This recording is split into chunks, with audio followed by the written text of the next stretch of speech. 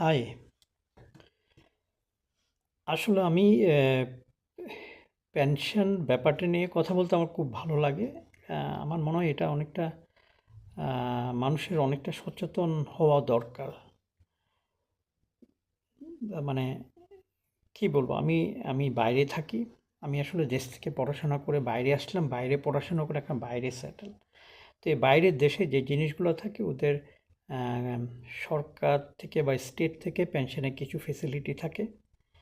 অবশ্যই এখানে কিছু রুলস ফিল আপ করতে হয়। এবং আপনি নিজেও বুড়া বয়সে চলার জন্য কিছু টাকা সিস্টেমেটিক্যালি সেভও করা যায়। অনেক কিছু অপশান আছে, মানে সেফটি নেট আছে। আপনাকে না খেয়ে মরতে হবে না, বা আপনাকে চোখের জলে করুণভাবে কারো উপর ডিপেন্ড হতে হবে না। আমি ফেসবুকে বলেন বা আমার আত্মীয় পরিজন থেকে, তো এগুলো খুব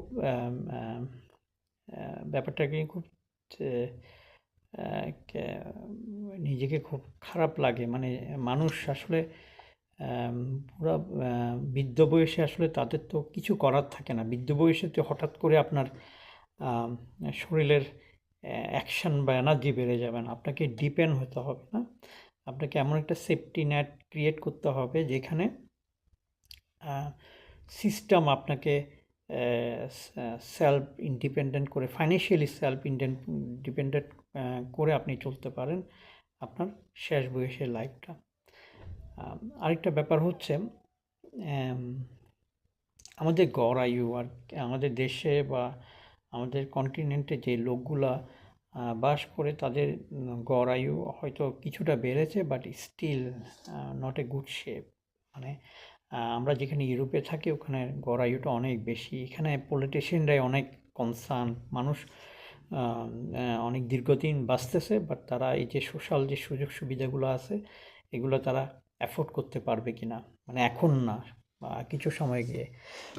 তো এখানের মানুষও অনেক সচেতন। এখানে মানুষরা মানে পড়াশোনার অনেক জ্ঞান রাখে, তারা ওই হিসেবে প্ল্যান করে বৃদ্ধ বয়সে যেন কারো উপর ডিপেন্ড করতে না হয়।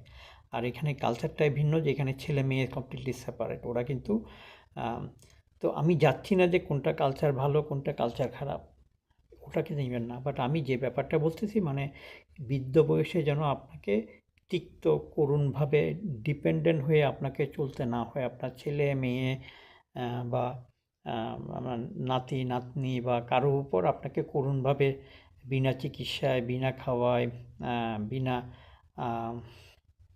বিনা অবহেলায় আপনাকে মরতে না হয়। ব্যাপারটা আমি দেখেছি আমার